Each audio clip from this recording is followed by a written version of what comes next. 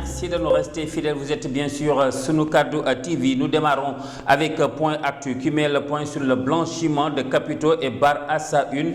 Le parquet financier entre en action. Selon ce journal, les enquêteurs traquent plus de 125 milliards de francs CFA de transactions louches et c'est la Saint-Tif, le pôle judiciaire financier, même titre choisi par Sud Quotidien, qui nous dit également que le parquet traque 125 milliards avec la publication du communiqué de presse du ministère de la Justice. Le blanchiment de capitaux par le truchement de sociétés écran et des transactions suspectes contenues dans plusieurs rapports de la cellule nationale de traitement des informations financières CENTIF au centre des enquêtes.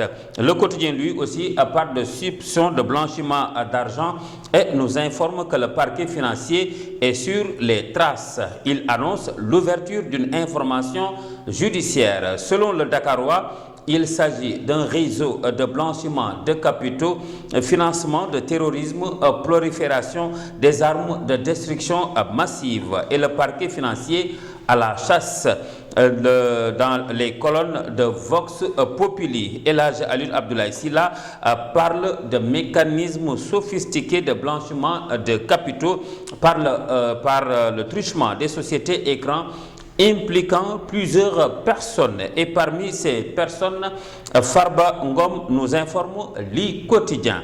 Selon ce journal, un communiqué non daté attribué au ministère de la Justice, Farba Ngom, donc jugé comme un fake, a fait le tour des réseaux sociaux. Et ce dernier, dans Source A, se confie: je n'ai jamais été convoqué ou auditionné par cette juridiction. À l'heure où je vous parle, je n'ai encore reçu aucune convocation. Je n'ai pas été informé d'une telle procédure, lance Farba Ngom. Le vrai du faux selon l'Observateur qui, dans sa page 8, nous donne la vérité derrière les deux communiqués publiés ce dimanche soir.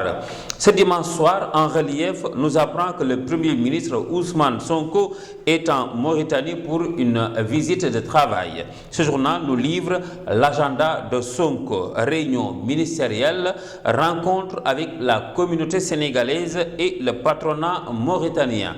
Un virage économique et sécuritaire, ajoute 24 heures. Ce journal est revenu sur les dossiers stratégiques dans les domaines, entre autres, de l'énergie, des transports, de la sécurité et des conditions de séjour et d'établissement. En tout cas, c'est une visite de 3 jours, nous dit Terral Quotidien, qui nous parle d'un renforcement des relations bilatérales. Nous restons avec le chef du gouvernement, dont l'exclusif nous apprend qu'il y a la révolte des Jakartamans contre lui. Et cela, c'est suite à la procédure déclenchée pour la régularisation des 2 roues. Tout ça est dû au chômage des jeunes. Pourquoi ça coince? Une interrogation à lire à la une du journal L'Évidence.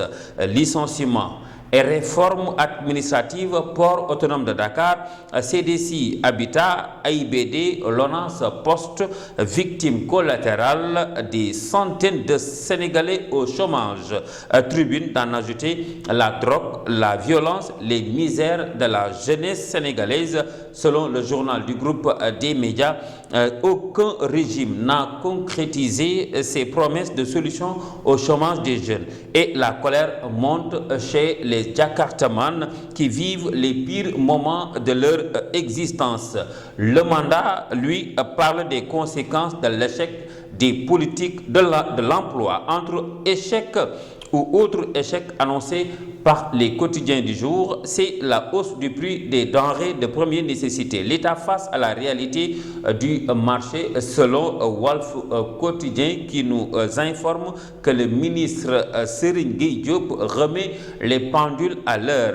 En ce qui concerne la production du sucre, l'État casse le monopole, ajoute l'Indépendant. C'est pour réduire la dépendance du pays aux importations du sucre et renforcer la production locale de l'État. Le ministre annonce l'implantation de 2 nouvelles usines de production de sucre dans la région de Casamance, la mise en place de 2000 boutiques de référence et 30 000 emplois visés.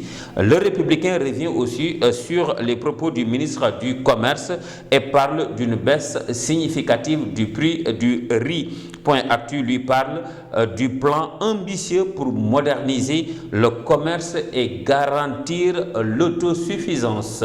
Mesdames et messieurs, c'était tout pour aujourd'hui. Merci d'avoir suivi. Rendez-vous est pris demain. D'ici là, portez-vous bien en compagnie des programmes de Sunu Kadu TV. Au revoir.